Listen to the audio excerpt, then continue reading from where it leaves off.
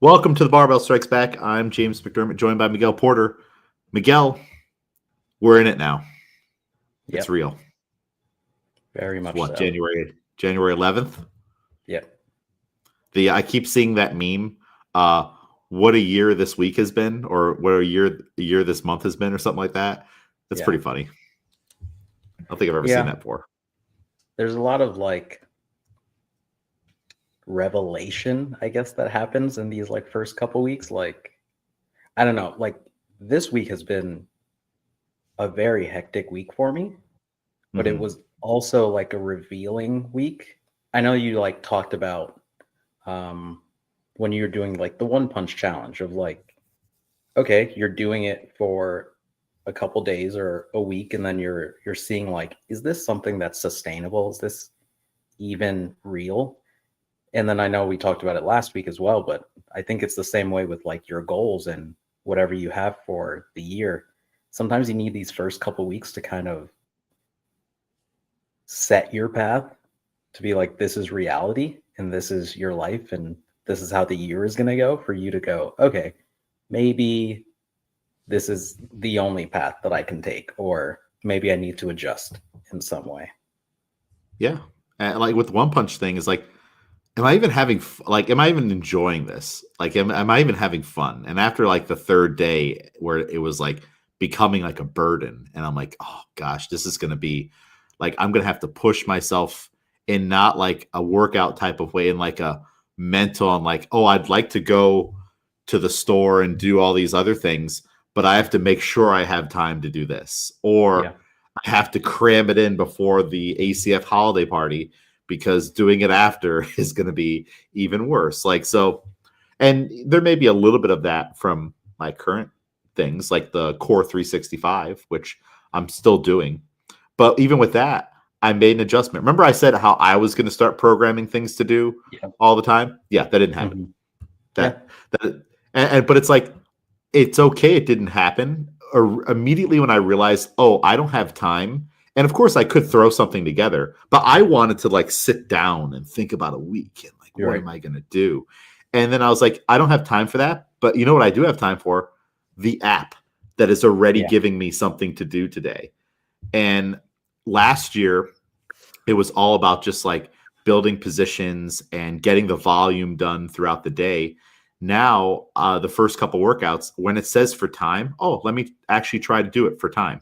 So I'm changing the way I'm approaching some of them. And then Yeah. as we get deeper in the week, if I'm just like exhausted or I need to scale it, I'll still just do it that way. But I'm trying to get those points in now more where it's like, yeah, do this for time. And now I'm going to learn new things when I inevitably fail. Like, all right, oh crap, like I would have done all the reps in a row had I spaced it out like I used to. But now with that minimal rest, I'm failing sets and stuff. But I'm learning Mhm. things. It's more points for input to try to do it better next time. Yeah. So This first week of the year, I tried to watch a movie a day. So I ended up going to the theater on January 1st. And then the next day was a Friday. So I watched a movie after work. Um, and then, yeah, the rest was the weekend, Saturday, Sunday. And then once Monday hit and I had to work all day, then do barbell club, then come home, eat, take a shower, all of that, and then go, I have to watch a movie. wait, And to Regal? You were going to go to Regal? no, no, no. So just on my Letterboxd, I wanted to watch a new movie that I've never seen before every Got it. night. So I have my lists on all the streaming apps that I have of okay, this is something that I can watch. Um, I have to be very selective with it can't be over in an hour and 40 minutes. I don't have time for a 2 hour or 2+ hour movie because it's Yeah. already 8:30, 9 o'clock. So I got through Monday, I got through Tuesday because that's a bit of an earlier day when I'm done with everything. But then Wednesday came around and it was oh, I'm not about to do this actually. I'm about to give up already. And then I figured all right, switch the goal. Clearly, a couple days in, I was I'm not doing the month. that's insane. And I was like, let me just get through the week, the first week of the year. Let me see if I can watch a movie every day. So Wednesday was tough. Thankfully, I've been also like, again, when we say like all our goals are like concurrent, like trying to plan my food and things better. So pretty much I had dinner set to go. So after barbell club, shower, eat dinner. As I'm like warming up food, all of that, I'm like getting the movie ready. And it's like hour 35 minutes. And I'm going, okay, you can get through this. It'll be fine. And thankfully it was a pretty compelling movie in the way that I was like awake and alert the entire time. What was it? Wednesday was the Virgin Suicides. Never heard of it. Yeah, it's insane, but like very interesting. But yeah, that was the last day that I needed. So I'm like, okay, cool. On my letterbox, it shows January 1st through 7th, something logged every day. And I went, okay, that's awesome. Maybe this is something that I'll do once a month as like do a week straight of watching a new movie, because a month isn't going to happen. That's just insane. There's no way. You have to work. You have a life. You have Yeah. Now, if you As were like getting paid to review movies, all right, I can see that. Yeah. Like as a person, not even as just like an employed person, but an employed person with a hobby every weekday, there was like no that it was going to get done every day. But I'm glad that I was able to get through it and then at least do the week so I could go, okay, this is what's realistic. This is what's not.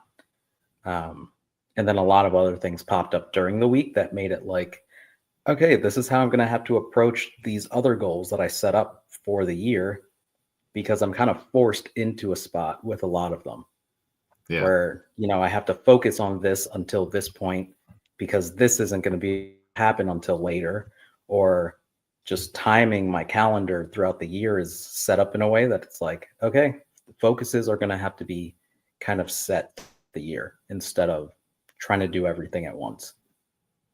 And I think that's a great way to approach it. I think that's, you know, hopefully people are listen to this and do some of those things with their own goals, because the alternative is nothing. The alternative is just to quit completely and do nothing, and that sucks. It's funny you bring up this movie thing.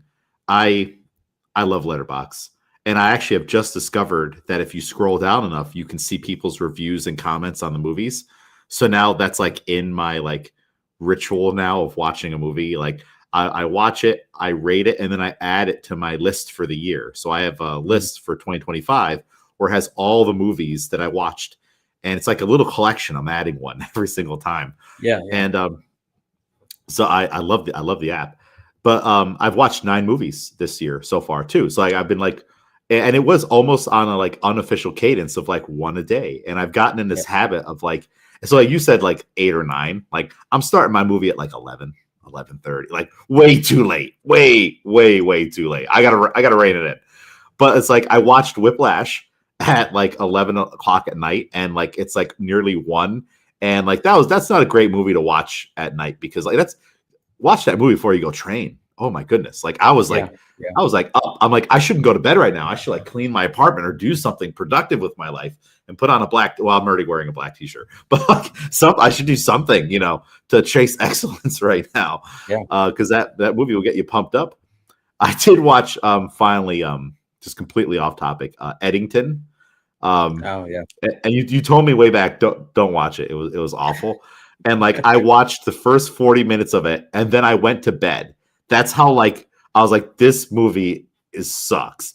Because like one, I don't want to be transported back to COVID at all, and none of these people. I hate these people, and like I'm going to bed, and then I ended up not being able to sleep. I woke up way too early. I'm like, let me just put it on in the background, and it actually gets more interesting the deeper it goes. Just gets insane. Where you're like, wait, what? Well, and like, I mean, spoilers, but like his fate in the end, like just kill him. Like it's the worst possible fate of, I'm trying to think of most people movies. He has the worst ending, and he has to live out a lot of life left. Boy, like that's like in horror movies, that is more terrifying than any monster or something that's just gonna like nibble on you for a little bit and then you're Yeah. done. Like that is the worst fate anyone I've seen get in a movie in a while. Holy cow. I mean, Yeah. he did do some very bad stuff. Yeah, he deserved like, but even then, like, No, yeah, yeah, he you're did. right though. I was thinking, I was like, man, he's probably wishing that he was not there anymore. Get me the thing where you can type a little bit, and I'll tell you, like, hey, it's time. Yeah, It's time. yeah, Especially with he has to live with, what she showed him. Like she showed him, spoilers, his wife yeah, in a new life with a baby. Oh my gosh, just boy. yeah, Yep. I didn't really feel bad for him, but I didn't feel bad for him. I just feel bad for the fate of it. Like I don't know. It's a weird thing. yeah. But back to he had goals and he went for for his goals. He Yeah. just didn't work out in the end. But I saw that January 9th, this past Friday, was national or it was Quitters Day. And I guess I never heard of this before. Have you heard of Quitters Day? Now that you're saying it, I guess I wasn't aware of like what day it was, but yeah, I do know of it. Yeah. Yeah, I got it in a newsletter, and there's like multiple Quitters Days. Like there's like for certain things, like if you're Mhm. following a diet or you're doing XYZ. But I think the first official one is January 9th. And that makes sense. Like a first full week into the week, you are maybe having too many goals and too much restriction too. Because what I read is when people realize the new diet isn't going to last, you know. Mhm. And it's because it's designed around restriction and not nourishment. That's what it said in the little newsletter I got, and Mhm. that makes complete sense, you know.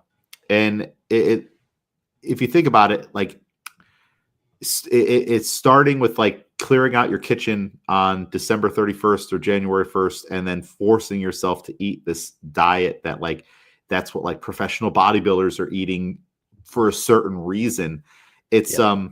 it doesn't make any sense. It's like it'd be better to just be like, all right, I drink 3 beers every night. I'm gonna try two for a month or 2 months, and then eventually down to one, and then eventually Mhm. one every other day, and then eventually only on the weekends, and then eventually it's just Sundays, and then I'll leave it there because I like to have one beer when I'm watching a football game or something, and it's Yep. completely okay because you're already have made so much improvement. I think like for myself, um I I want to start cheating to hit my goals. Mm. It's like I want to rig the system for me to win. If you think about all these things, like you hear about people, in companies and millionaires and billionaires, and they rig the system so they win. And then I was thinking about, I'm like, hey, why don't I do that for the things that I like? Not on that level. I'm just talking about like my health goals or whatever it is I'm trying to do. I should rig this system in some way that I come out on top. You ever thought about it that way? Like moving the goalpost so you just win. Yeah. Or even just like, yeah, as essentially it's that. It's like whatever, even each person has their own like rules for things. I'm one of those people specifically. Like I make up a lot of rules for my own self on like how I like to do things. And yeah, And in once the you barbell feel club. like, yeah, once you feel that like you're starting to go back on some of those, then it's like, okay, is it really this serious that I'm like changing these? I mean, again, it you do have to weigh like, is it that serious? For me, I would even say for the movie thing, I need to watch movies all the way through. For it to like count to me, I have to watch it in one sitting, just all the way through. And with the like watching a movie every day, I was like, well, I could start one maybe like an hour before I have to leave and go do this, get like 30, 40 minutes of it in. And then when I get back, I can do this. And I'm like, but you hate doing that.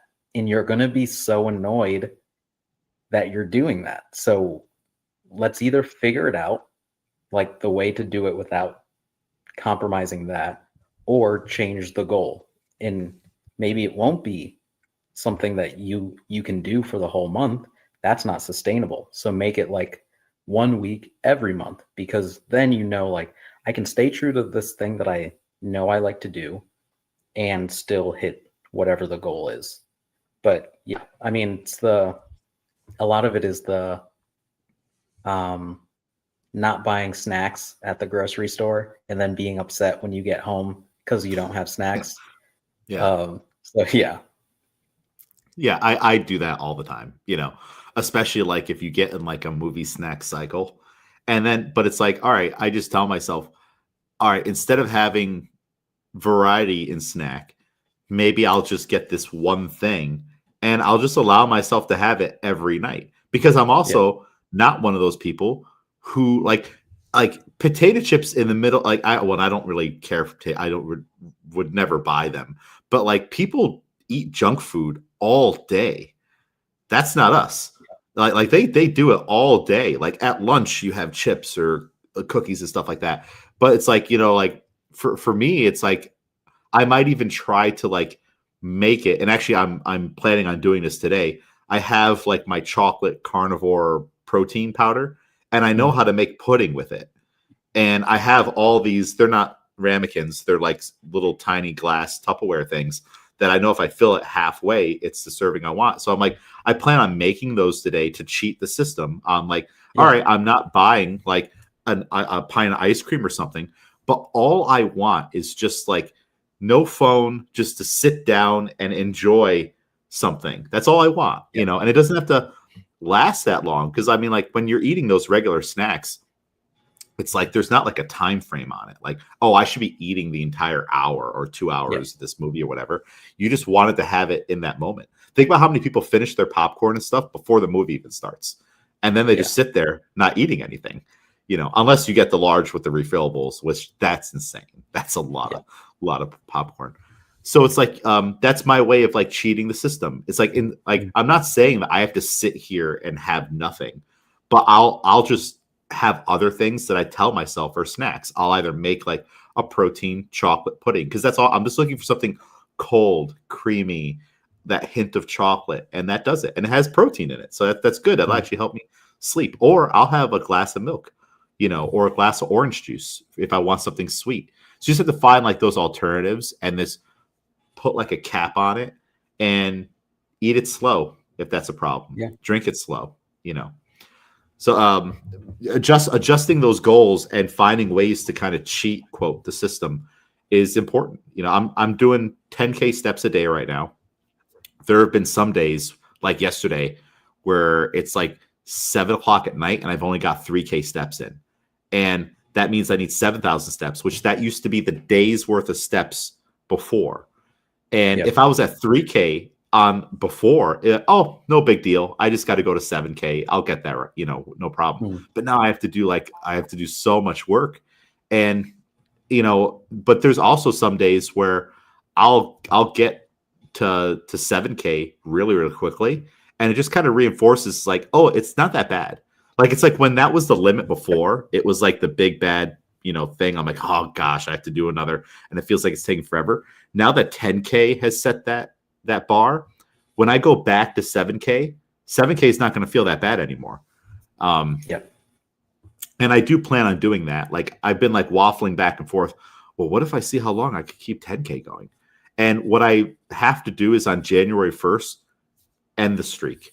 Purposely Yeah. not do it. I'm going to go to 7,000, which that is the overall arcing goal of the challenge that I put myself on. That way 10K doesn't become a fixated thing on that, Yeah. because that's not the intent either. The intent is just to get to from the Shire to Mordor. And I Yeah. put 7K because I saw an article, because at the time I did this, there were a lot of things in my feed that were like 8K steps, 7K steps, and 7K was popping up enough that I was like, all right, well, let me just do that one. Yeah. So just sometimes you have to break the goal too, and be like, yeah, I just want this just to kind of blitz the year, and it's shown me how easy or easier and a more obtainable, even on days it doesn't seem it, my other goal was because that extra 3K steps does require a little more work. But now I'm gonna change back to the other one. And I just like you did with the movies, like maybe you do it once a month or something like that. I like maybe once a quarter I'll go for 10. But I'll make that decision in March if that's how I want to approach April. And April seems ideal because it'll be a busy month, and I know that regional day I'll be getting that many steps, no problem. So maybe it's just a once a quarter thing, like you can change things. It doesn't have to be one fixed thing all the time. Maybe there's one day that you chicken, rice, and broccoli. It's okay to not eat the broccoli one day, or Saturdays and Sundays are not for broccoli. Mm-hmm. Yeah, it's interesting stuff. It's all, a lot of it's like psychological, right? For sure. Yeah. And what you can keep going. The I don't know if I mentioned this before when I talked about it, the Bible study thing that I've been doing. I read in there, they're like, oh, it's only meant to be done 5 days a week. Take the weekends off. And I thought it was a 7-day thing. And now that I read that and I've adjusted to that, it is nicer because I do feel freer on Saturday and Sunday. And I've also applied that to one of my other goals, which was lesson planning. I've been lesson planning every day so far this year. And then I thought to myself, well, why don't I just lesson plan 5 days a week instead of 7 and take the weekends off? So it's not a burden, or if I want to travel or do something on a Saturday, I don't have 50 million things that have to like fit in around it, Sure. So sometimes setting goals like that, on like how many days will I do this, and then other days you're not. Yeah. So, well, we did complete one full week of Barbell Club. What do you think about new programming? Different a little bit, right? Yeah, but like different, but I the guess same. I also have enough years in the tank that like nothing is ever too off of what I've done at some point. But yeah, I think it works well. Yeah, you've got a lot more autonomy in what you do, which means more responsibility is on you, right? But that's athletes have to get to a certain point where you do assume responsibility for it. And also, when you go to step out on that platform, it's all you. It's no one else, I think the pauses worked out well. Of course, the drop sets. See, the magic is in the drop sets. Like, had we just done that first thing and moved on to something else, which originally we were gonna do 15 minutes heavy pauses, and then I had like more accessory work. Like, all right, let's do rows, presses, stuff like that. And then I was like, I don't know. I think we should just hit those drop sets, and I think that's where we're going to get a lot more growth out of it. I am excited for next month when the programming kind of flips a little bit. We are going to do those pauses with the front squats. Yeah. Like a big change you'll see is the jerks will move to Monday, and we'll do like a back squat and behind the neck jerk and push that the way we're pushing front squat and the jerk, which might even mean being able to jerk more than you can. Like the jerk will still be a limiter because you guys can back squat way more than you can jerk right now. But it'll be interesting to see how much more we can jerk as we get better at that behind the neck and not have to worry about anything else. So but yeah, it was good. I'm happy with the warm-ups. They're pretty fixed. We'll be following those. I wasn't quite sure at the beginning what I wanted to do with day 3's warm-up, but I do think it works out pretty well on. I was like, how can I incorporate the band stuff and have like a sequence? Because I want to do some ab stuff. I think plank is the perfect thing. Everybody knows how to do it. We can do different variations, and it can feed into the band, so there's a progression there. The hollow stuff, I didn't feel like we needed it right now. It's always good, but we're kind of limited by technique and different strength in the hollow than we are in a plank. Right. And it's, yeah, I like that little band sequence. I picked and choose which ones we were going to do because there's obviously a whole list of them. I do like that plank with the leg lift. How did that? Where'd you feel on that? You felt your core? Did you feel your hips on that too? Yeah, I actually did them today as well. Okay. Just because of like stuff with my hips and like getting ready for running. I tried that again today and it was really good. Yeah, Yeah. I like that. I as I was looking through them, I was like, what do I feel like are the most valuable exercises right now for what we're about to do? And tying in the midline with the hip function, that just made sense on like having a brace core and then moving at the hip and the leg Yeah. for back. It made the most sense for back squats. And I did like the plyo squats are from the other side of the card. Um, the activation side of the card for the hip circle just had the air squats. The other side had the plyo squats, and I'm like, ooh, I like those plyo squats, especially with a pause. There's more pauses in the squat landing and then take off again. Well, hey, Yep. that's just weightlifting, right? On just like building that momentum. So yeah, I was really happy with the way that went, and I don't foresee very many changes to that one. I might tweak Wednesday a little bit. Maybe the one that I didn't like the most was the Wednesday one with I do like box jumps in there. It just might have been the snatch dumbbell sequence specifically. I can't remember if I had 3 or 4 exercises. I don't I know. think it was 3. The 3. muscle, the overhead, and then the full. I think overall you guys didn't get as many sets as I maybe would have liked on that one. I think most people got 2 versus on Monday you guys were getting up to 3 to 4. So it just felt like we were doing more work. So I feel like some fat needs to be shaved somewhere on that. And it might just be less dumbbell reps. The pike push up is time consuming. I think we lost time there. Yeah. So that might be maybe just shave the reps there too. We'll see. Keep tweaking that. Yeah. How do you like? I was like, all right. The only way this is gonna work is how do you like when I was like, all right, barbell, shoes, squat rack. You got 3 minutes, nothing else. You get these 3 things done. Now you can do the other things. Because I noticed that the other day when I told everybody to get their stuff, I see people sitting down and opening element packets. And I'm like, one, like, that's not what I said at all. 2, no wonder this is taking so long. Like, you could do that at any time, but like, right, like I want to get the squat racks out and barbells and go right into the warm up. And so I noticed it way too late the other day, and I'm like, oh, that's what I need to fix. It just needs to be like, and I need to put you guys on a timer. And if you have to go pee or something, you're just gonna miss stuff because we're gonna start.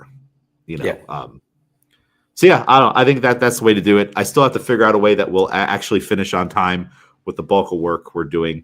I did make that adjustment. We'll do 7 sets. I'll concede 21 squats on Friday instead of 24 because it's still a good volume. And hey, we'll just take big jumps because it's going to get heavy. But like you guys, it's not like you guys can't handle the jumps, right. you know. So yeah. I don't know. Any other thoughts on like just how it felt for you? What do you think about those Shankle supports? Good. Yeah. I mean, I feel like I'm still in a point of like just trying to rebuild again. So I like the format of I'm marking down just for my own like visual how many sets I'm doing of each thing. But not even writing down the weights until the final weight because then we get the percentage. Because like I just want to go purely off feel and just like, all right, this time I'm doing a 3 kilo jump. Next time I'm doing a 4 kilo jump or 5 or whatever. Just purely based off of feel and just like I want to get good work in. So I'm like the first one I'm going, all right, maybe like 6 or 7 sets. And how can I do that? And moving off of that, I think the Shankle support is another way of like, okay, this is just good work. So what am I focusing on this? And like, it's light enough that you can go, what am I feeling? Yeah. And then kind of work off of that as well. and it's light enough that you actually have a chance to make the changes. Yeah. If you remember, one of the things that I kind of didn't like about the last cycle or certain parts of it was that we would get through the warm-ups and get so heavy, and it's like you can't make a change at that. But now if we go down and wait to try to make it, now you're behind because we are on a time schedule, So it's tough, because we only have an hour and 45 minutes, and that hour and 45 minutes flies by, it really does. You don't think it would, but it does. And it's not like we are doing a lot of work, So yeah, it's I think I was able to see a lot more of that, of like, hey, try to keep the bar from sliding down your chest on the jerks and like push it up there and whatnot. And people were able to do that. But when there's X kilos on the bar, you kind of can't fight it anymore.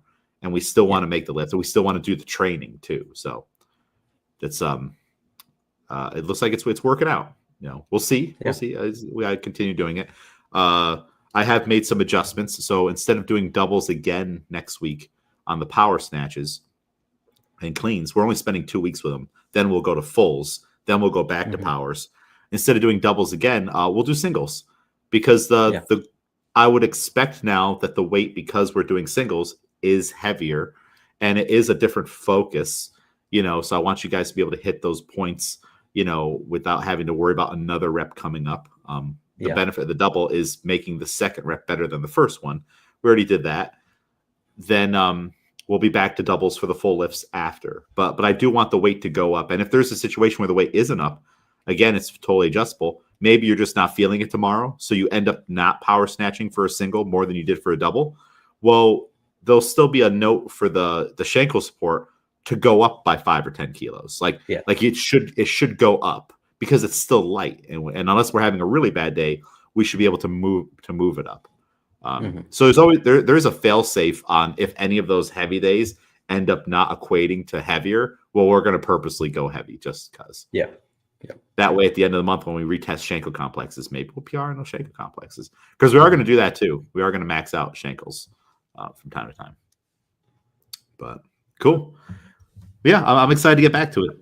We'll have more friends back next week, so we'll have slightly larger groups, which means we got to be tighter on the time. The more people you add, the more time slips away somehow. Yeah. So, but we'll get it done as a team.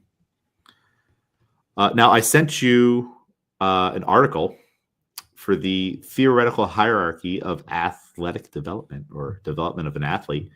That's part of the What is Fitness article and lecture written by Greg Glassman, and it's what's taught at the level ones. When was the last time you took a look at that? We went over it in the level. Oh, perfect. Okay. Yeah. As a part of the I guess we'll get into it, but a part of that larger question of how many gyms are focusing on nutrition? Yeah. So we'll get into the article, but as the base, how much of us are using the base as the base and not as an afterthought, and why? So, yeah. Yeah. And it's totally easy for it to be an afterthought. It's the hardest part of the entire thing. Yeah. But just like we've already talked about approaching goals and stuff, you can approach it the ways that we've discussed with, different ways of achieving goals, and you'll get there. It's just not an overnight thing for a lot of people, for the vast majority of people, other than that one person out there, that whiplash person. So there's a whiplash person out there that they'll just go coulter. They'll do it. And I do believe that whiplash person is out there for CrossFit. The next person that's going to win 6 titles in a row and stuff like that, I think they're out there. That person definitely lives in this world. They're just not, they haven't found CrossFit yet. They're not in CrossFit. They're actually in another sport, Right. They're living in their car or living at the gym, and they're borderline homeless, and they're working odd jobs, and everything they do is dedicated to being the best wrestler, the best fighter, whatever it is. That person if those people found CrossFit, all right, side tangent. If those types of people found CrossFit, what do you think changes? Do you think that like it just becomes way more competitive? Do you think it opens the door for more cheating or drugs or something like what do you think happens to the landscape? Yeah, this is also, I put some stuff down in my notes, but we kind of talked about it with the handstands and that stuff last week, but I think you can become really good at CrossFit by doing just CrossFit for such a long time and become specialized. But I think the one of the core tenets of CrossFit is like trying other sports. Mhm. Um, and I think that there's some value in that because there's some things that you really can't get elsewhere. Like you can't get in CrossFit because CrossFit is CrossFit. But if you're able to, if the goals like you eventually get to CrossFit, you'll absorb those. But the things that Yeah. you can pull in from other sports, I think are completely invaluable. Do you mean like work ethic wise, or if you're coming from a team sport, the lessons you work from like being on a team and getting in the huddle and your quarterback is like Miguel, what yeah, or stuff like that? Yeah. Like And I think even like style of coaches and just development, especially from like a younger age as well. Um, and yeah, again, like through the like pyramid of development, um, kind of how some other sports kind of approach it as well, mhm, and what you're forced to do and how that will then lend itself to CrossFit later, I think. yeah. Yeah, it's an interesting thing, and I wonder if I wonder if eventually that bubble will burst and what will happen. And I think once those people start coming in, the current like people that are coming mainly solely from the CrossFit ecosystem, they'll be able to handle it for a little while, I think. Yep. But then I think once those people get out in front, you'll never catch them. Yeah. You'll never. And it reminds me too of like this is weightlifting, but and I think I've told you a story about Kendrick Ferris before, right? Where Hmm. he was at an event and my friend Charlie was with him and he's like, "Hey, let's train tonight." And they went to the gym and Kendrick hadn't shown up and they eventually thought that okay, I guess we're not training, right? And then it was like midnight and then Kendrick's like, "Oh, I'm at the gym. I got tied up with other stuff. Let's go." And like it's midnight. He's like, "Yeah," and he's like, "Yeah, but like what does that mean? Like what's time?" Time is something we made up. Like, but it's time to like I want to. It's let's train. So it's like it doesn't Yep. matter if it's midnight. Like there is a person out there doing training at 2 a.m., 3 a.m., 1 a.m. And okay, maybe they're not working a full time job, but still, if there's still Yeah. that Yeah. Yeah. person out there that, and I, I think they're coming eventually. See, like it's weird because like there's not a lot of money in CrossFit, but neither is there in those other sports. So Yeah. Exactly. I guess in those other sports, it's the prestige they're chasing, right? It's to be legend. It's to be one of the greatest wrestlers of all time. And that gold medal at the Olympics is worth more than any sponsorship money you could possibly get in CrossFit off your Instagram account. Because a lot of those people, they could bust on an Instagram account and like blow some of these people away. Like they're phenomenal people, like with their physiques and everything. So, do you think that's it? Is it just the prestige of the sport? Yeah, this is so it's funny because we've been talking about all these movies that have been either like coming out or have been out for a while on just like these like singular focused what motivates people to be the best. I I actually saw just Marty watched Supreme, by the way. yeah. I watched 100 meters yesterday. Um Shop just told it's me a to watch movie. that. Yeah, it's a movie. It's like anime style Oh, cool. and it's almost similar. Like it's 100 meters, people just running the 100 meters in Japan, but all of these characters that you kind of see throughout the film have these different focuses. And they're like, what am I willing to sacrifice? Do I care about competition? Do I care on who's running beside me? Or do I just want to break these records? Do I want to be so far ahead and all these different things? But people have different motivations. And again, I was talking yesterday to some people because we were watching the playoffs for football, and I was just telling them the differences between like being on a team, being a key player on a team, leading a team, and then also being an athlete who competes as an individual, and how all of those things feel different, just motivation wise, and that drive that people have. And I think there are certain sports, to get back to the original question, where it really feels like you're proving it the best way possible. One of my focuses that I wrote down here when reading this was wrestling in particular. I feel like those sports where it's you by yourself, but you're also facing somebody else. Like, it doesn't matter how fast you're going, and you can break past whatever. Like, there is a direct opposing force who, especially at the high level, wants it just as bad as you do. And just that must feel completely different. And I feel like, again, bringing that over to a sport like CrossFit must be completely, I feel like that's like a cheat code. Oh, and yeah. I feel like if more athletes switch over, like in like a big rush, I feel like we'll see the sport change for sure. Yeah, like I can't remember his name at the last Olympics. He's a heavyweight wrestler, and he had won it like 5 Olympics in a row or something. He's like the greatest of all time. Can you imagine that? He's like much older now. What it takes and how mentally strong and good you got to be to win 5 Olympics a row in wrestling, like one of the like premier sports in the Olympics, like the most historical man versus man, just hands on, like that is incredible. Like that guy, that's a scary guy. If that guy decides he's going to open up a business next to yours, you better watch out. Like he'll put you out of business, like anything he wants to do. And he's probably one of those guys that in the country he's in, he's like, oh, I'm president now, or I'm running for office. And everyone's like, yes, you be our leader and whatnot. And it's like, because he's so well respected, and but he can, and that's like a guy that you like.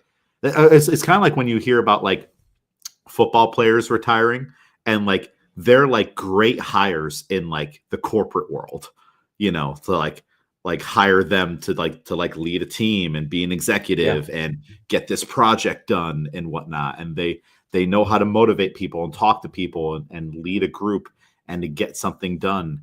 And even football is impressive because like that is like, even though it's a ball, like that's like people versus people. This guy's going to come to tackle you. You got to see that. You got to read so many things. It's impressive. And it'll be interesting to see if eventually more of those people break into CrossFit and use that cheat code. And I wonder, so let's go back to the pyramid. We have the base is nutrition.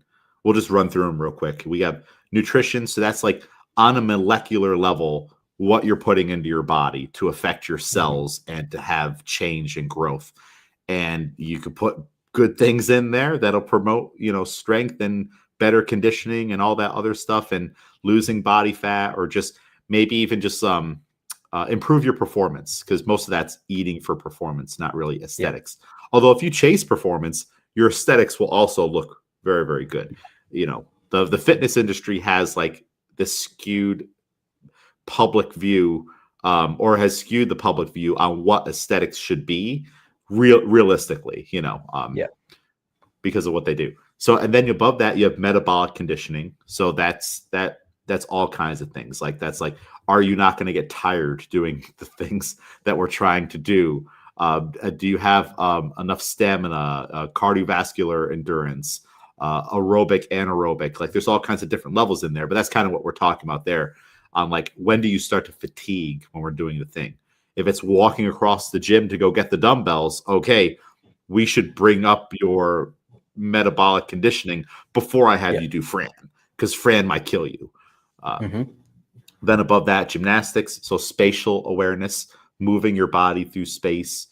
Above that, weights. That could be throwing an object or lifting an external object and being able to control and manipulate it. If you can't, like, if I can't move my body through space well, how good do you think I'm going to throw a football? Exactly. Probably probably not very well. This is back to gym class and whatnot. Then above that you have sport, and of course all these things are going to affect ultimate performance in sport, or just even having the ability. Like, you meet those people all the time. I'm the best example I always think of, just because I know him, is Lewis. If you bring Lewis anywhere and it's like a new sport, he's gonna pick it up and be able to do it fairly Yeah. well, right? He's going to be able to like throw that frisbee into that basket over there and all that stuff, because his athleticism is so good, because he's gotten so good at all these things underneath it. So I think the sport one's weird, right? Because it could be taken literally on like, all right, I want to be a better baseball player, or it could be like, can I just like perform well in life and do these things? So there's your pyramid, and of course, a pyramid, the levels above only grow the bigger you make the base. So if your pyramid is like, let's say it's like 3 inches base on nutrition, if you make it 3 feet, everything else above it has probably gotten better if you're putting in half an effort with them. And all those things aren't ordered in that way, in that you should only focus on one at a time, right? It's not going to be that I have to have perfect nutrition before I can start working on my metabolic conditioning. And I have to have perfect built up metabolic conditioning to a certain point before I'll start working gymnastics. Like, these things kind of get worked on at the same time. And that's where the nuance and art of coaching comes in. If today's workout's a perfect example, you have handstand walking and walking lunges, and you have knees to elbow. You get someone in there who's like, hey, I'm 50 pounds overweight. I've never worked out a day in my life, and I'm new to CrossFit, and I'm starting right now. This is my first class. Well, of course, you're gonna help them get through this workout and get a certain stimulus than you would if, let's say, you had Mike in there, and Mike might even be in there. He's like, hey, I had 5 pieces of pizza, a full liter of Coke, and 10 cheesecake slices for breakfast. So like the fuel in his body's weird, and his body's doing weird stuff. But it's like, so you're going to have all these different approaches. That's the beauty. Isn't that a beautiful part of CrossFit? That we can still tackle all those things. And then maybe after class, you can have a little talk with that person who's new. So, hey, all right, so you're new to CrossFit. Just so you know, a big part of our program does involve nutrition. Let me show you this thing right here. And we have it right on the wall. And you can talk about the 100 words of fitness and just start to get, you're not giving them a program. You're just getting to get the wheels turning, right? Like, hey, this is something you should think about if you're going to do this. So that's everything in a nutshell. Do you have any specific notes on any of the pieces? I was just giving an overview. Yeah. So we of course talked about nutrition, and that's the base for sure. I was thinking a lot about the metabolic conditioning, though. Just in the way that it's funny, because of this time of year also, I get so many questions from people who know that I coach, and they're like, oh, is your gym like booming now because of the new year? And I'm like, I don't know. Like, we don't really work on that same type of schedule, I guess, for CrossFit. But I was wondering overall, like, weightlifting is kind of similar, where we don't have like a direct season. Yeah. And I was thinking back to high school sports, and just for football, we would start, I mean, kind of in the spring, but let's say before practices fully start in, let's say, August, we would do something called gut camp in like July, which was just all running and like conditioning. And so many sports that I've done in high school, where like the first 2 weeks of like, all right, you're past, or like it's a part of the tryout, is just conditioning. Don't even put on a helmet. Don't put on shoulder pads. We're running up hills. We're bear crawling every line on the field. We're doing this and that for just hours. And I was kind of questioning that. The bear crawling on the lines. It stinks. But I was was questioning that in terms of athletes in the gym as well. And because it's a base, I was wondering, this is kind of like an open-ended question, but I was wondering if when we get new athletes, the way that we scale them, if we should always kind of skew it more towards like a metabolic conditioning. Like obviously workouts have their stimuli and we're across all these modalities, but would it help in any way to kind of skew someone's beginning of their CrossFit journey so that most workouts hit like a more metabolic type of stimuli? Yeah. First, I would say it's interesting because even though we don't have like an official like seasons, we kind of do. Like, because right now Right. we're kind of in open season, and Yeah. the way the CrossFit, I don't think .com does or ever did. And I think that's a good thing. But I do think CAP and other programs definitely do this, where it starts to get more just open specific this time of year, where you're going to see a lot of double unders, a lot of dumbbell snatches, and a lot of like bike, intensity work and stuff like that, box jumps, like things that they know are going to come up.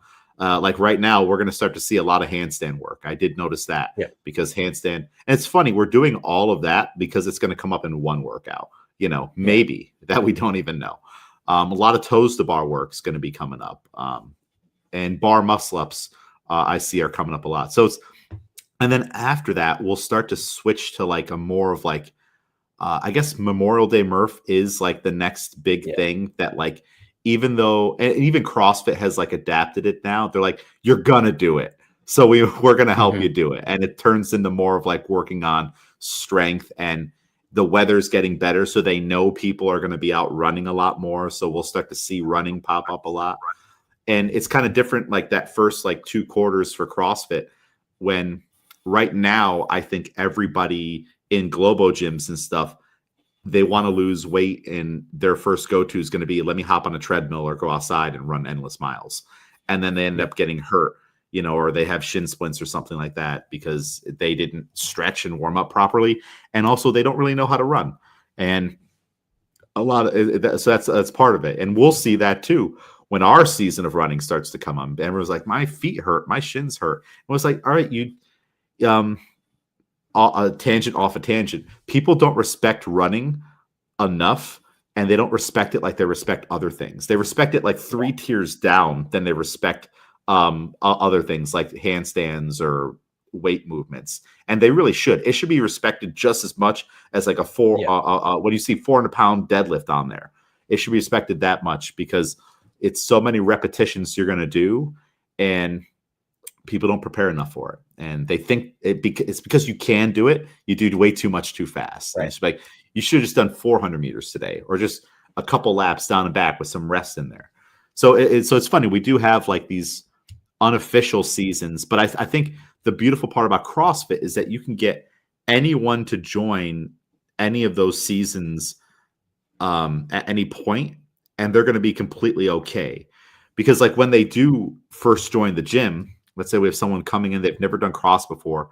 Well, one, what's the charter of CrossFit? Do you remember? Did they go over that at the level 2?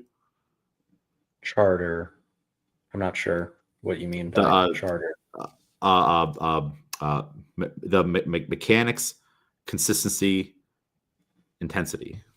Oh, okay. Yeah. Or technique, consistency, and intensity. So like that's like CrossFit's like charter. And so when they come in, of course, we're going to be wanting to focus on good technique. And in this untrained individual, prioritizing, and it should never stop, but prioritizing the range of motion over speed or heavy weights and whatnot, just having them go down into a deep squat, up again for X amount of reps, it's going to be hard. They're going to feel their muscles working. And even if I have to adjust the amount of reps they're doing, and if I do give them weight, it's a very lightweight, and then they'll build capacity from there, as long as we can keep this foundation of the sound squat. And So right there, they're taken care of. And we're going to be working on so many things for mechanics because they have to learn all the exercises and it's going to be different every day. And they're going to also have to learn how to be an athlete and remember, oh yeah, push press. I remember what that one is. That's all going to take time. And then, Yep.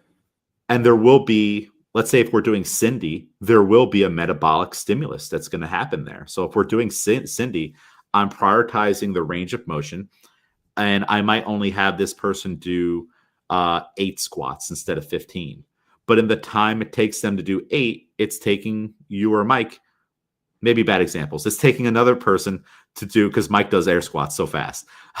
He doesn't do air squats in the time frame a normal person or everyone else does. But for them to do 8, everyone else is getting their 15 done in around the same time.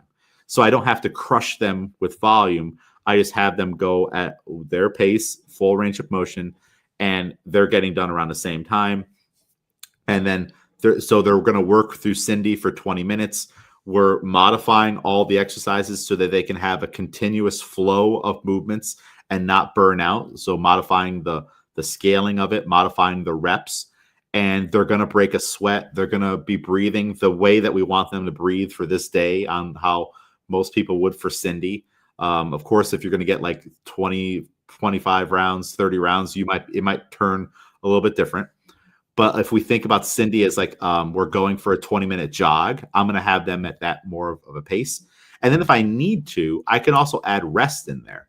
Hey, after your 8 air squats, I want you to rest for 30 seconds or 45 seconds. Look at the clock, then do the next one. And now I'm kind of limiting the amount of volume that they get again, but they're still kind of moving for 20 minutes. And we're building up their metabolic base that way. The next time they do Cindy 3 months from them, they're probably not going to need that rest period in there. And now they're doing full reps, and now they can move their body for the whole time. So they've improved metabolically. Does that answer your question on? Yeah, to a degree. I mean, yeah, I guess. Did I lose the question somewhere in there? No, I think that's kind of where I was thinking, where, obviously the main priority is always safety for like a newer athlete. And I think we do tailor the scaling typically to go like, you're not going to be adding weight per se. But yeah, I guess it depends on a person's base as well of like, I'm thinking the like, true beginner. All right, 40 Russian kettlebell swings. You wouldn't have them go at the RX weight, even if they could, and do like, all right, do 30 here. You would go lower weight and then hit the 40 to maintain everything. And, that would be the volume there. So, yeah, I guess it is kind of tailored to. Sometimes when I think about like that situation, or really any situation, what is the stimulus outside of the stimulus? So if you come and the workout's Cindy, and I tell everybody, hey, the goal is to get 10 plus rounds or 15 rounds, right? The stimulus outside of that stimulus is I want continuous movement essentially for 20 minutes. Of course, we have to transition from station to station, but there shouldn't be any time during Cindy where you're just hanging around for 30 seconds or even 10 seconds seems like it would be a long time, So like that's kind of the stimulus outside the stimulus is I want you moving continuously for this time period. And then you're going to start to gather this work continuously to it. And then if you have the ability, move faster for 20 minutes. So it's like, I think sometimes we get too into, and it's funny, as I've been lesson planning, I've been thinking about this more. I think CrossFit's very data and numbers orientated. Yes, awesome. But I think sometimes as coaches, we really get too hung up on numbers specifically, on like the sets, the reps, all this stuff. And it's like, what am I even saying? It's like, I want you to move for 20 minutes nonstop, at a consistent tempo and pace. I don't want you to move so fast in the beginning that you're going to burn out and we get 5 rounds because you can't do it anymore. You're gassed. You went too hot out of this on this 30-minute workout or 20-minute or whatever it is. And I also don't want you to go so slow that we don't do enough work either, but then again, there is the the art part of coaching, the nuancy part. That's why you're there. So you're kind of there to answer all these questions and to individually tailor each person to be able to find the answer in it, whether they be starting brand spanking new, never done a workout a day in their life. They're 50 years old, 60 years old, 50 pounds overweight, and you got to have them doing this workout next to Lewis, who has all this experience and stuff. They both need coaching. They both need these little nuancy things. It's kind of like the Glassman quote: "The needs of the Olympic athlete and your grandparents differ by degree, not by kind." Right? Yeah. Yeah. So it's fun to think about, right? On like all these things, and everybody needs like a little bit something like that, a little bit of tweaking, and then figuring out that mystery. Like you're like Sherlock Holmes when everyone comes to class. What is the mystery here? How do I get you to do this thing, right? Yeah. No, that's a good note that you had on thinking through the metabolic part of it. And it's when we think about this pyramid, like of course it's not super rigid on like, because like to get that goal, like you're gonna give them a ball, you're gonna give them a thing to rings to hang off of. So they're gonna work on their gymnastics. But if we go with technique, consistency, and intensity, so like, do you have sound technique? Then can you demonstrate that technique consistently over and over again? Well, now let's go faster, or let's add more weight, and you might even start to push them. Like, all right, you're watching them do the squat, like, hey, like at the top, take that little pause, like go down a little quicker. Like you're adjusting their speed during the workout, and just like you would say, hey, slow down a little bit.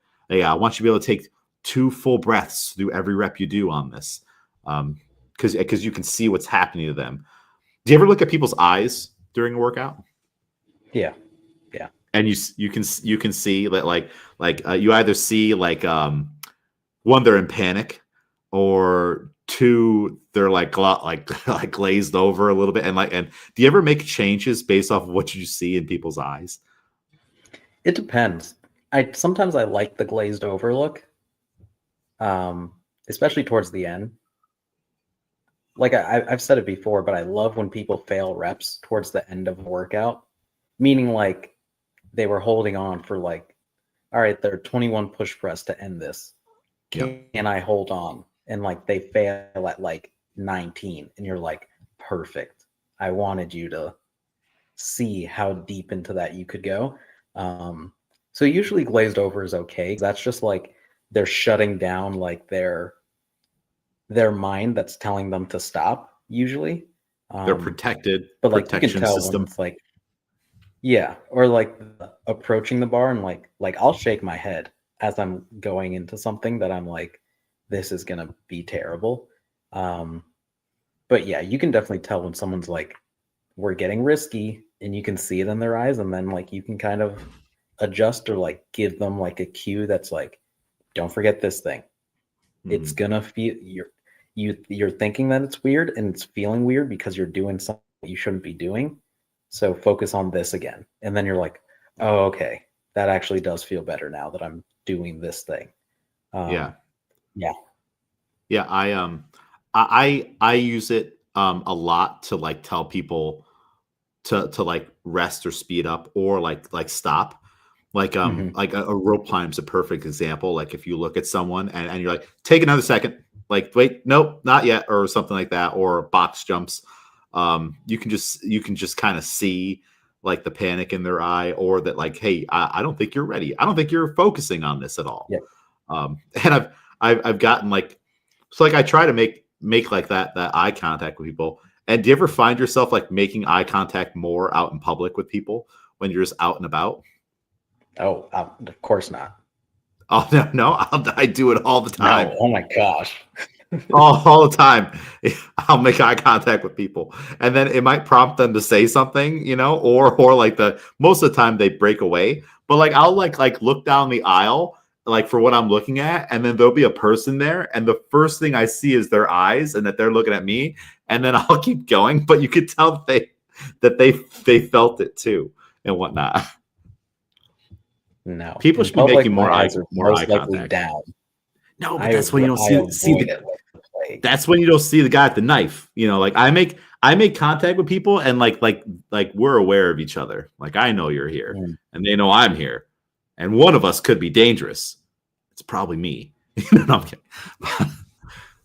But you know, yeah, it just lets people know you're there. When I went downtown to do my jury duty thing, a guy got in the elevator and whatnot, and we're like in a parking garage thing. He got in, I looked him right in the eyes and whatnot, and then we both broke away. But it's like, I don't know if I'm down, like not looking at him on my phone. I don't know what his state is when he's coming in, right? Just like in the workout. Like I gotta see if they're panicked or something. I don't know if he's coming in, and if he walked in just sizing me up already. Like when he walked in, I looked him right in the eyes. I'm like, I know you're here. That's it. Yeah, maybe I just don't do the eye contact. I'm fully aware of people for sure. As someone who has very quiet steps, I'm pretty good at sensing other people. But I would never be looking in a way that like they would also know that I'm looking. Like my scans are pretty quick. Or like, well, yeah, I'm not staring at people. I'm not but it's like if I scan, I will like lock on. Or like if not too long ago, I was going into Trader Joe's, and this older lady was coming out of Trader Joe's, and it's just like my beam just like locked onto her. Like I was like, I grabbed the basket, I looked up, and she was like, her gaze was like right there, and we locked eyes. And then it prompted her to compliment my necklace. She's like, "Oh, that's a very nice cross you have there." I'm like, "Oh, thank you," and whatnot. And then we both went on our way. But I feel like if I wasn't paying not that I was paying attention to her, but if we didn't make that engagement, she wouldn't have said anything. Yeah, no, that makes sense. That would have cost me a compliment, you know. So, yeah. I'm not looking. I'm really, and I don't want them to say anything to me. Oh yeah. I don't want that either. Like I don't want anyone, like if we're in the elevator over here and when someone tries to talk to me, I'm like, why are you doing this to us right now? You know, and then it stops at another floor, and then I hope they start talking to that person. I'm like, all right, there's your new person to talk to, whatnot. I've had people look in my grocery bag, like as I'm holding it at my side, and be like, "So do you like those?" And I'm like, "What? Like, all right, what is those?" That's the thing. And I'm polite, but in my head, I'm like freaking out. I'm like, you could have just said, "Do you like that brand of sourdough bread?" or something like that. But you said that, "Do you like those?" Is now I have to be like, "What do you mean?" Like, and we only have this much time in the elevator. The door is already opening. What are you talking about? Yeah, nah, can't do it. Can't do it. Have you been lesson planning more, or are you mainly just lesson planning for your classes? Are you doing any practice lesson planning? Not too much. I mean, in a way, because of like my own stuff that I'm doing. A lot of it at the beginning was just seeing like, what can my body do? But like even today, was like an idea that I had in my head of like, how would I structure this type of thing? And for the first time in a very long time, I like with my running, I did a full warm up, did like my workout, and then did a cool down as well, and then did stretching after. Like, so I think I'm doing it more for my individual stuff, where I'm going into a day and like, okay, here's the 30 to 40 minutes I have before barbell club. Here's what I can do in this time. And kind of it's been helping me with my timing, and like you have to be concise because this is time that you have. And then also trying not to have it impact like my barbell performance too much as well. So yeah, I think unless you're talked into taking a workout with 3 rounds of 800-meter row and 80 air squats. Mike changed my whole week. Monday, I was in the weight room, and then I was going to do a quick little run after. And then he came in the weight room because he was doing other stuff. He was just talking to me. And that ate up a lot of my time. Then the second time on Wednesday, was supposed to go straight to running, then do some legs. Ended up doing the class workout. So yeah, kind of threw me off, but I want to pull up that workout here. So like I've been most of the time, I'll write down the workout for the day, and I'll write down my stimulus and my warm up and progression, and then I'll look at CAP and be like, what was different? Like, what did they program for their warm up? What did they program for their progressions? And then what was their stimulus? And I'll write in parentheses next to the stimulus CAP and then what theirs was. And then sometimes I'll go with mine, and other times I'm like, maybe I was off on that, but so like just like checks and balances. Like, all right, was I really off on that? Just kind of doing my mental math. And I have been successful in no Spider-Man lunges, unless it's going to be part of the cool down, and no I'm not trying to do in the general warm up like intervals, but just kind of either doing sets and reps. And they might be with me, or they might be on your own, or like an AMRAP with a bulk of work, and trying to program more functional movements in there to use them versus using like specialty drills and stretches that like it's good to warm up with, but like it's not going to do the thing we think it's going to do. Like no amount of Spider-Man lunges is going to improve your hip flexibility over time and whatnot. Like the best things for that are going to be in the squat. And if you really want it, hold a kettlebell and like do some weighted squats and holds. But they had done for that squat workout. So when you were walking in, we had already done the general warm up. So I had tweaked theirs. They had done a 5-minute AMRAP, or on a 5-minute clock, 100-meter jog, 10 walking lunges, and 3 essentially Spider-Man lunges per side.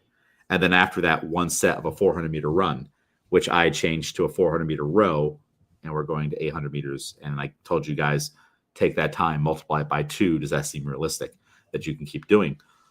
But what I did for them was they had to do shuttle runs back and forth. So 2 times back and forth, lunges with a PVC pipe, where you would do a lunge and then do a pass through, stand up, do another one, because I wanted to stretch out the shoulders. Even though we're not squatting, okay, we can do multiple movements within one. So like more compound movements I'm trying to do. And then I had them do strict pull-ups, because like, okay, it's not going to interfere with anything in the workout. And like, let's work on our pull-ups. Mike did 5 every time. Terry did 8 ring rows each time. And then Jackie started with a lower number, and she did 3 the first round. And then there's an opportunity. I'm like, hey, can you do more strict pull-ups? And she said, yes. I'm like, okay, next go around, let's do 4. Then the last round, let's do 5. And we had finished the 5 minutes with not enough time for them to all finish the last round, but they were all within a point where I'm like, let's just finish this last round together. Because remember, it doesn't have to be we don't have to focus on the numbers. We can go more free flow. Like it's not going to hurt anything. And then she did 5 strict pull-ups. So it's just, I feel like we got more out of that, or she got more out of that than if we would have just done. And I know we're trying to prep for the squats, but then we did that right after. And I changed that too. They had Tabata squats, slow, moderate, fast, fastest. And then I changed that to holding for 20 seconds at the bottom, so I could see and make corrections. And I was able to get the 3 of you in that 20 seconds on just fixing the bottom of it. Then I had you guys go slow, medium, and fast. So I didn't do the fastest one, but I don't feel like you guys were going to use that pace anyways. I feel like as fast as you went for the 20 seconds, like it's 80 air squats. Like it's a long workout. Yeah. So I don't expect that anyone would have done that pace. What do you think? Yeah, I mean, when you had us do fast, that I don't think I probably could have gone faster, honestly. Because I think, it was 20 seconds. I think I did 18 or 19. Yeah. Yeah, so I don't think I was going any faster than that, honestly. So if I would have told you guys, all right, go fast, then the last round, now go faster, it's like we just repeated those last two rounds. Yeah, it would have been the same number, I think. Yeah, it kind of felt like extra to me, that we didn't really need. But yeah, so it's just like tweaking what they have to kind of fit within my own coaching goal, or like just cross-referencing and seeing like, all right, am I off on this? Oh, I was going to do a 10-minute warm-up and they have a 7-minute warm-up. Oh, okay, yeah, I am going to lose a lot of time. They're saying this workout is going to take longer than I thought it would take. But then other times, maybe not. Like Friday's workout, which would have been Sunday's workout with the double unders and front squats. So 5 rounds, 15 front squats at 115.75, 60 double unders. They said the stimulus was 10 to 15 minutes. And they said advanced athletes might finish closer to 8. I only had one class. I said 8 to 12 minutes is the goal, which still encompasses the 10 minutes and gets us close to 15. But I actually want people to put in an effort and try to get it done in that 8 to 10 minute range, which means you're not putting down the barbell. You put down the barbell, the time's going to balloon up, And they said they want unbroken front squat reps. So you want unbroken front squat reps, but you might finish closer to 15.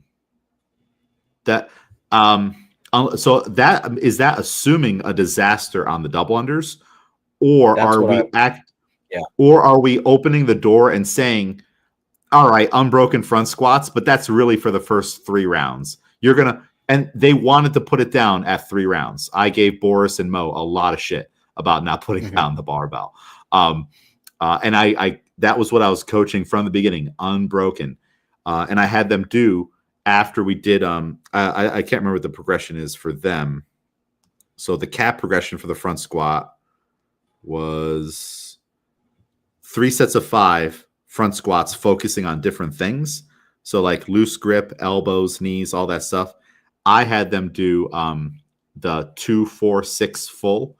So I would have them squat 2, make changes, stand, and we did that for a few reps. Then we went to 4, 6. Then I had them do 15 full front squats with just the empty barbell after a rest period to see what 15 feels like. And we've had this conversation before. What does 15 feel like? Boris was originally thinking to do 75 pounds. And after we did the 15 with just the empty barbell, he switched to 65 pounds.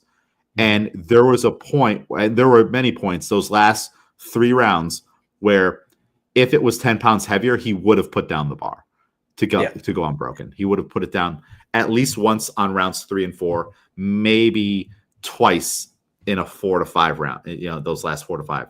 So I don't know. I think I'm still on the kick of like, let them know what it feels like and do the full amount of reps. It's not taking anything away. I think it's going to lead to better decisions, And so neither one of them put it down. They did scale to single unders, which helped with the time. But they were tripping up on the single unders. I did the build up in a similar way that they did it. So they said 7 front squats. I did 15 with the bar, then 12 with weight number 1, and then 9, and then 6. So I was 1 rep short on their last round, but more reps on the other one. But so you tell me, is that too much? Because like we're 2 weights removed from your workout weight. This is lightweight. You're telling me you can't do 12 reps? We're training front squats today. What else are we training? Front squats and double unders. So, and they did with an empty barbell, 10 front squats. Then they did a progression. This is weirdly written. So I wonder if my total, I should add it up to see what their total volume for the day of front squats was versus mine. But do you think, does that take anything away? Like they both accomplished the goal. Mo was done in like 8:32. Boris was done in 9:06. And I said 8 to 12 minutes. They said 10 to 15 with advanced athletes going around 8 minutes. But boy, was this an intense workout. So we're all agreeing this should be a short, intense workout. What do you think? Did I take anything away from them in terms of the workout? by having No, them I don't do think so. extra reps? Because I feel like you need to set the tone early enough. Mm-hmm. Like sometimes you need that empty barbell to go like, oh, because even if, like, I'll use this as an example. Like for me, sometimes I'm not fully warmed up early on. So I Mm-hmm. might go and do that, the full set with the empty barbell and go, all right, that's not feeling great. And then I adjust as I go. And maybe you might even end up with the workout and you're lighter than you maybe needed to go, but that just means you go faster. Yeah. So like you're fine. Then the opposite in going like, all right, we did 4 reps at the empty barbell. We did another 4 reps at weight 1, weight 2, weight 3. And then we get in the workout, and maybe on that third round or something, I'm then dropping the barbell and it becomes a different workout. Yeah. Yeah. I think so. I think people need to feel it. I think they need to be warm for that amount of reps, like for that volume, you know. Yeah. Because like if you're doing 15 front squats and you just do, at least they did have them do 10 reps with just a barbell to start. Then they went in the progression, which is an interesting thing. So like I don't know if they meant, all right, have them do 10 front rack lunges, then 10 front squats. Then it has the progression, which is 5-5-5 of focusing on loose grip. So like I don't know if that means like did you just have them do that and then you taught the front squat and you're just kind of seeing, I don't know what they mean by that, but their total volume of front squats listed in the lesson plan was 46 front squats were done, including the buildup. Mine, not including my like 2, 4, 6, but I didn't do the front rack lunges. Was 42. So Yeah. same amount of volume, just actually still approached in the same way, just with more reps with the weights. Yep. And it did start to show on like, all right, once Boris got to like on the 12 reps to around rep number 9, we got 3 to go. You start to see things happening that he could cover up with just an empty barbell. And Yeah. even though there's only 5 or 10 more pounds on there, it starts to be hard to mask things with just the with weight on there. Mm-hmm. So yeah, I've been trying to approach my lesson plans with these different things in mind. Just like more continuous movement during the warm-ups, brief all the exercises, have them move. Maybe not assume as much that like they're not going to remember everything, but you still call things out. Because sometimes we have people not paying attention, but like if you coach every warm up in every class that way, then you're catering to that common denominator instead of being like, well, everybody else remembered the 3 exercises we were going to do, So and then that person can just look left or right and see what we're gonna do. So coaching more movement flowy based things, less machines in the warm ups. That workout that came up with the bar muscle ups, cleans, and bikes. I didn't have the bike in the general warm up, and let's see if Cap did. Hold on, let's see here. Let's see. Nope, that's the wrong one. So have you made any changes like this for yourself? Yeah, most of the time. I mean, I don't like grabbing a lot of things for my general warm up anymore. Yeah, I mean, we talked about it, like the machines as well, of like, all right, well, let's get some rowing in here, and then so that we can warm up and then also move, where it's like the movement is enough to warm up. So, yeah. So yeah, back to like basics, like we're talking about, of like the air squat is a basic, or even like, yeah, this is a time where you can get on a pull-up bar and just hold your body weight, and that is sometimes enough, instead of like, all right, we're gonna row slow, medium, fast. Yeah, and then it's kind of like it starts things like that. I feel, and I've been noticing, gets athletes. It stops them thinking and gets them into autopilot mode, When you've Yeah. been doing X amount of years of slow, medium, fast, then they're just like, all right, this is my default, blah, blah. I'm not even paying attention. I'm not even holding on to the thing. That drives me crazy still. People not holding on to the handle for the bike. There needs to be a built-in penalty for not doing that. And I guess it is because you're not going to get your overall output.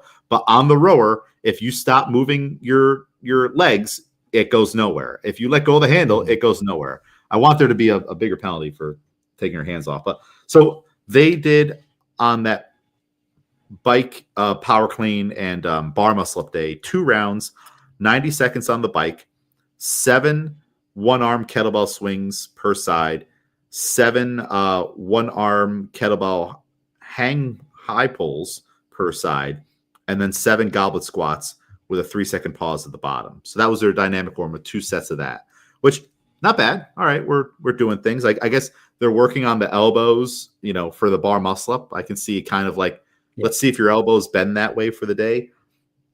I did more of like a skillsy type approach, like a CrossFit warm up type thing. Mm-hmm. I messaged everybody before class, and as they were coming in, I told them to get a jump rope. I'm like, let's jump rope. Like we used to jump rope often. The reason we don't is because all the jump ropes are kept upstairs.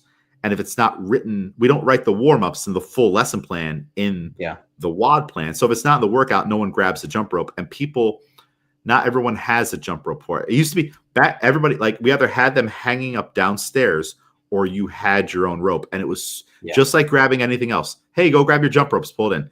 It does seem like it's like pulling teeth now because everybody's got their little bag with their jump rope and it takes 5 minutes to get it out. Or they have to go upstairs and sign it out. But on this day, I messaged everybody. I said, get a jump rope. We did 1 minute of boxer skips, just like moving around. 8 air squats, 8 sit-ups, 8 good mornings, and then 8 pull-ups and 8 bar dips. So I had set up the low bar muscle-ups stations before, and I showed everybody getting up to the support and then going down and pressing back up.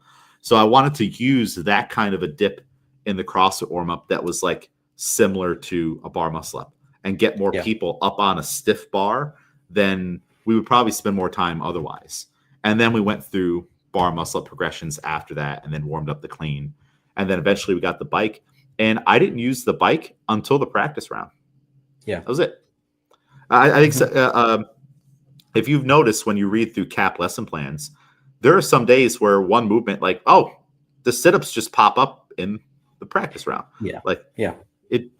Or it was in the general warm-up or like it's like you don't need to always prep them all. And it's like, all right, do I even need to spend on a day that has bar muscle ups and power cleans?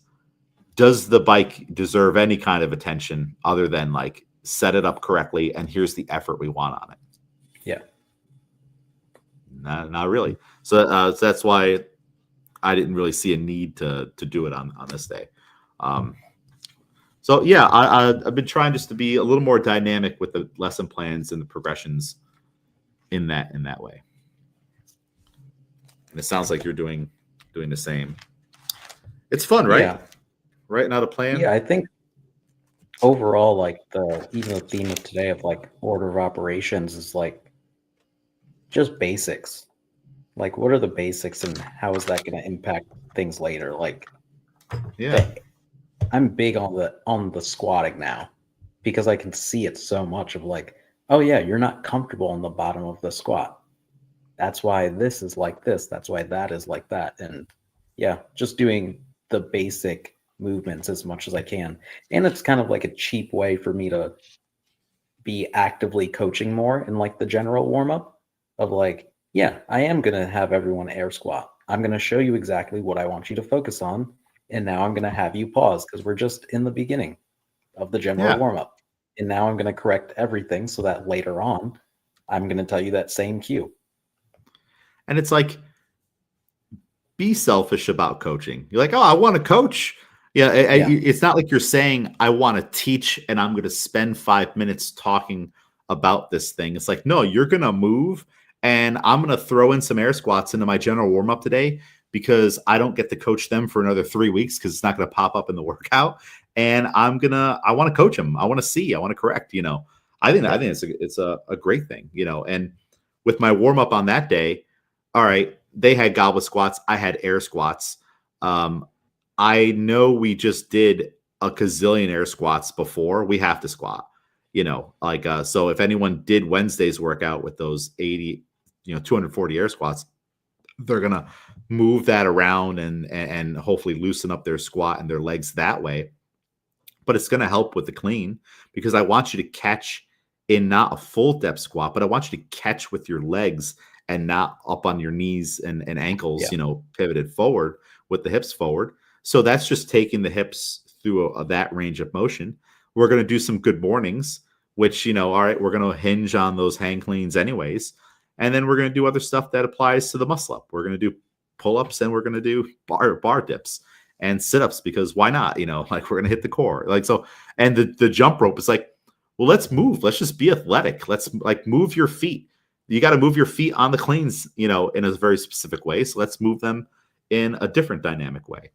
So it's like just thinking about like, okay, what are we doing in the workout and hit those movement patterns and then hit other ones just to get your brain going. Like I feel like sometimes, and of course the CAP programming is made for a general audience. This is just like, if you got no ideas, do this. But or like you can copy this and make your own ideas. But like, again, like not about being too rigid about the numbers. I'm being like, what do I actually want you to do?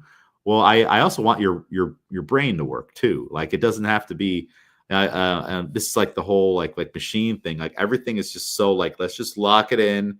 You're going to have to do minimal thing. I'm going to have to do minimal thing. And you're just going like, that's the thing that CrossFit isn't. Like that's like going to the Y and the trainer just puts you on the bike to warm you up. And the machine tells you when your heart rate gets to a certain point, the little thing goes off.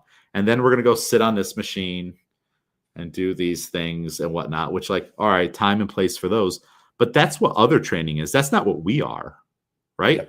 Like we are the computer that like sees them moving and makes the adjustments and like go faster, go slower, breathe, reminds them of things, pick it up again. We're the one that is like helping them to warm up through certain planes of motion to help this thing.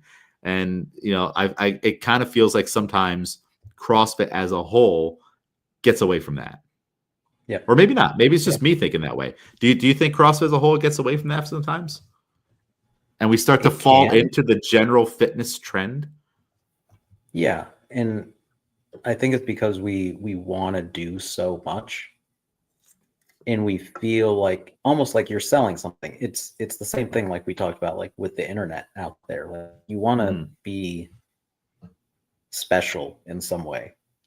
Yeah. So you want to do so much that you're like doing less almost. Where it's like if you simplified it, really, really simplified it down, then are forced to ask yourself, what is the value that I'm adding to this? Me as an individual. So then you're forced to coach it. But if you're like, here's all this crazy stuff, then at the end you can go like, look at all that crazy stuff you did. That's crazy, right? Like, ooh, you can't do that everywhere. But if you go, all right, you can do this at home. But what am I adding that you feel like you needed to get this from me? Yeah. Yeah. Like if you take that, there's a good, almost like taking like for a workout, any workout, like what is the stimulus before the stimulus? When you write your lesson plan, so take what's the thing outside in the margins of your page, and that's this. Do you actually add any value, or are you just in the room? If you were to leave when all this is happening, is it the same result? So if it is just endless, slow, medium, hard, and they know that, and half of them ain't even doing that anyways because they ain't working hard enough. We see you, we know you, work harder. Stop slacking on some of those efforts.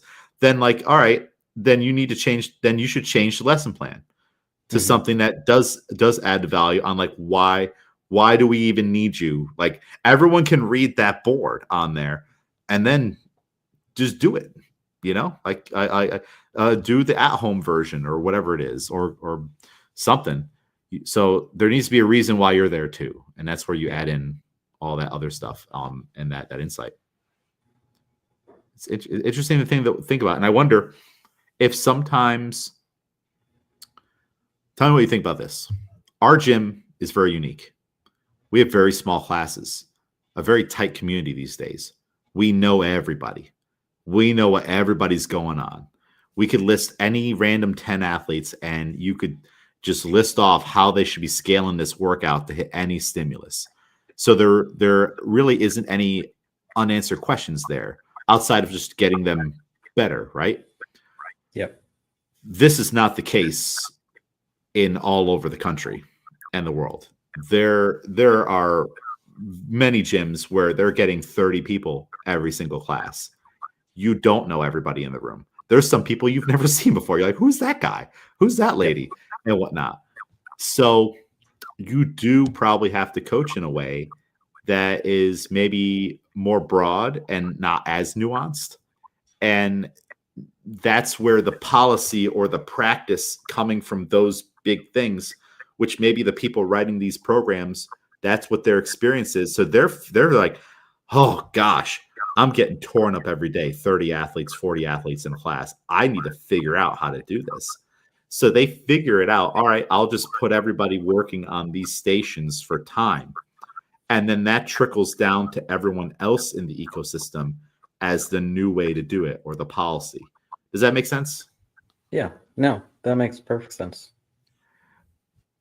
I think and so then it's like, I think the problem comes when I've figured out this problem.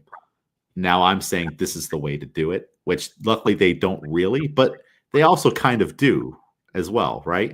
So it's a very interesting thing.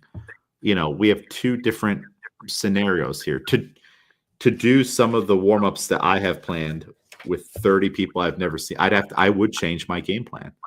I would not do so many. I only had in that class Celestino, Shy, and Terry. If I had 20 people, some of which are coming into this time of day because that's when they got out of work, they've never seen them before and whatnot, I might not have picked 5 different movements.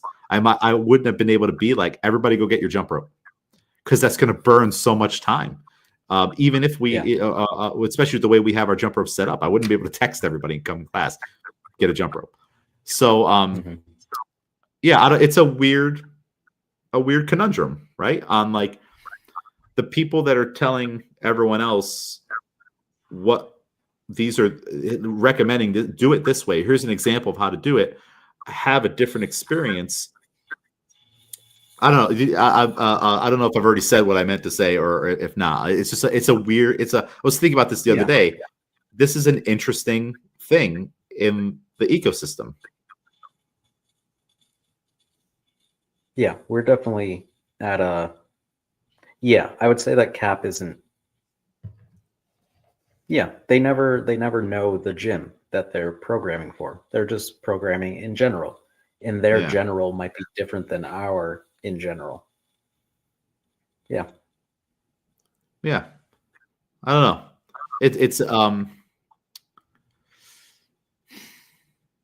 I'm just trying to figure out where did some of the things that we're all doing come from, and that's the only way I could think of it. On like, the slow, medium, hard thing. All right, well that we've done it to death, and like stations and everything has to be timed. And it's like, are you saying that because that does make sense in the chaos of the way your classes are going? But we also could just do it another way. Like I know that's like the way, like a lot of people recommend now doing warm-ups where everybody's. I can hear myself. How come I can hear myself back so well? Am I talking louder? I don't know. Oh, okay. Maybe it's just me. I just hear it back. A lot of recommendations you see are people like, all right, put everybody on the same clock for the warm-up. The benefit of that is everyone starts and finishes at the same time, because you might have some people going slower and whatnot.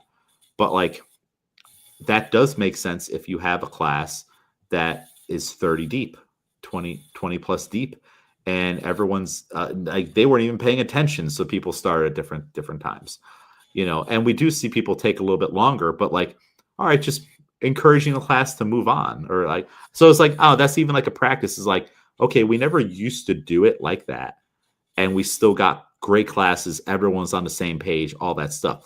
But then there was a certain point around COVID specifically that a lot of things all of a sudden started to happen. And then it was done so many times to where now all of a sudden I'll look back to old things we did. I'm like, yeah, we never used to do that. Why are we doing it this way now? So that's kind of where I'm at with it on like some of these things. I'm like, that they've they've taken over. And I'm like, how did this happen? Is it because of trying to get people to do it at home, keeping everybody on same pacing on a Zoom class? But now that practice kept because it was a little too neat, a little too clean. But CrossFit is, I don't know, CrossFit isn't too neat or too clean. Right. It's there's variance and variables and whatnot. But yet we're picking this one for this one component all the time. Yeah. Yeah. It's a weird thing. I think about it often. And I'm trying every time I find it now, I'm trying not to do it anymore. Every time I find it. So Miguel, we've talked about goals, New Year stuff. We've talked about lesson planning. We've talked about doing things in certain ways. I did notice in the hierarchy article in the comments, and then I went to the Instagram page. The guy that draws, I forget the name, Whiteboard Daily, he made his own pyramid. And he put levels underneath nutrition. He put sleep and character, I believe. And this has definitely been a thing that has happened since from forever. And I've actually done it too, where you have the pyramid and you're like, well, wait, stuff's missing. We got to add another level. And, over time, you're like, all right, you don't need, if you added another level and everybody adds another level, we're going to have a pyramid that's 50, 50 levels deep. And then it's like, when does it end? Like that was the beauty of a lot of what Greg Glassman did, is he did keep things very simple, and it's like, what are the most important things? And of course you could put sleep there because sleep is so important, but I don't know. I think you could get perfect sleep and have a horrific diet, and it wouldn't be the same as having a beautiful diet and getting not the greatest sleep all the time. I would pick the diet part first, probably. But I was interested in the character one, and then someone else in the comments there mentioned, well, maybe at some point you should put finances too, because you have to be able to pay for these things and all that stuff. And I don't know. I think that's when you definitely are getting too in the weeds. The character one is interesting because I think that I don't know, what do you mean by that? Because there's a lot of people that have bad character, right, and they're still going to be very successful on all those things.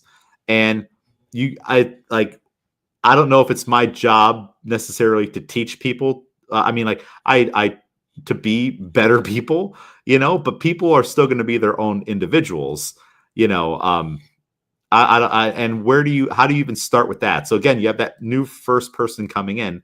I think outside of telling them what the values of the gym are, and this is how we conduct things here, I don't know what more you could do with character, especially if it's at that base of a level. What do you think? Yeah, I think especially using character is too subjective as well. Because I think you could take that down on well, that means working hard and having this work ethic about you and taking responsibility, but those could be other levels, right? You could have good character and have poor responsibility or poor work capacity, not capacity, just your ability to want to be able to do it. So I don't know. It was a weird word for me, and I got hung up on it too. Yeah, I don't like that per se, because the things that pop into my head, I'm like, I've seen it. I've seen, I guess, bad character, and still people are great at CrossFit. They got great nutrition. Because it's like it's values, Well, and that's it's another not level. the objective ones of like values for CrossFit of like this is, and it's not athletic performance. Like Yeah. once you add those other things, it's no longer athletic performance. And I would add sleep into nutrition, honestly. I would say that That's that's close enough to that I think those things kind of work together. Character, we're doing something different. Finances, again, that's something different. Yes. That's where I've come to lay with it. Like nutrition and sleep are the same thing because it also doesn't have hydration on there, but Yeah. that's nutrition, and you could have those be separate things because all right, someone's not working or drinking enough water, whatever that means, anymore. They're not mobility's not on there. They're not stretching, but you can lump that all that recovery work that's lumped under gymnastics, moving Yep. your body through space and stuff. And holding different positions. So, yeah, I think this is just what happens with everything on like, all right, this is just the program. This is covering a lot of bases. And then anyone who eventually gets in, or they're with the program long enough, or outsiders who want to like cut it down will eventually find or look for the things that they think are missing from it.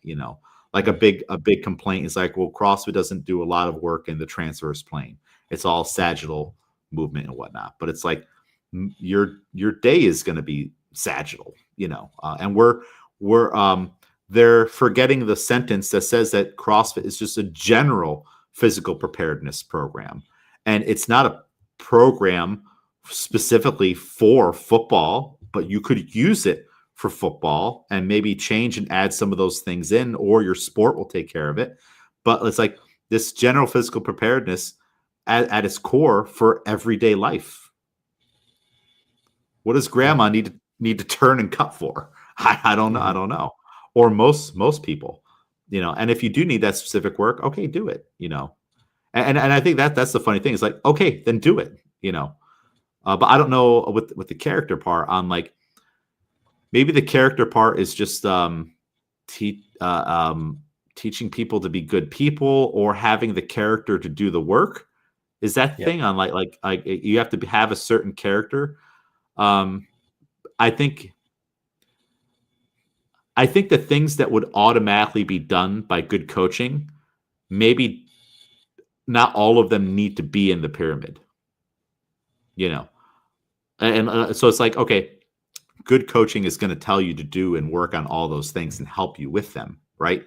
But they're a part of the program. The workout program itself takes care of the weightlifting, the gymnastics, the metabolic conditioning, right? The nutrition takes care of it yourself in that I tell you it's important and give you resources and help you through that.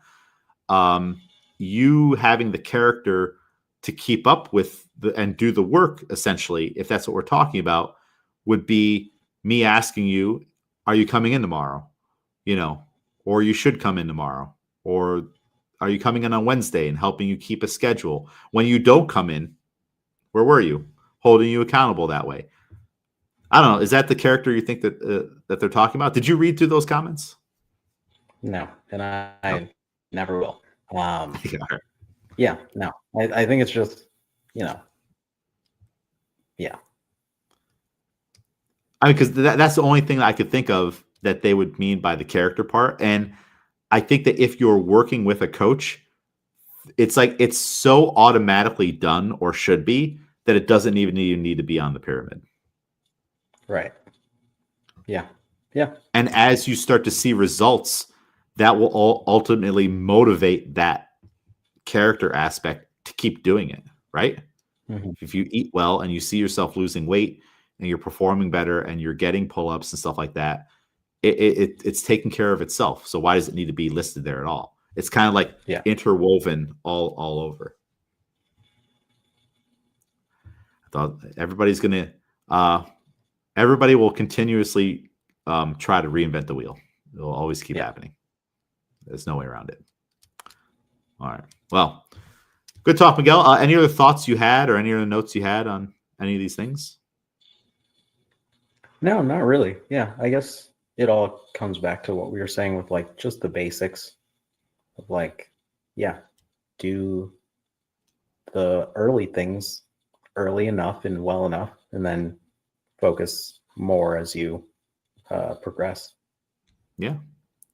And then figure out ways to find progress and change your goals, move the goalposts, rig the system, you know.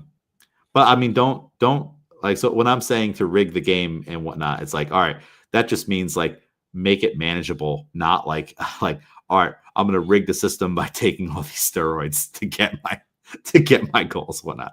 That's not what we mean by that. I'll make a pyramid that describes what I mean by it, whatnot. We'll put levels in. But cool. Yeah, no, that's everything I got. Makes sense. So we will meet again next week, and who knows what we'll talk about. We'll talk about it, but I've been kind of just going through on like this time of year is when I try to review on a lot of these things.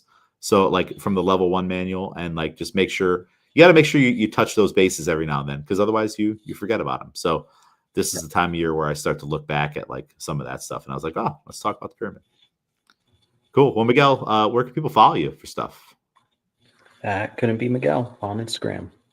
Gonna be Miguel. Albany CrossFit. See a lot of Miguel on there. Albany CrossFit Barbell Club. Born Miguel. Follow me, James A. McDermott, and we'll talk again very soon. Yep.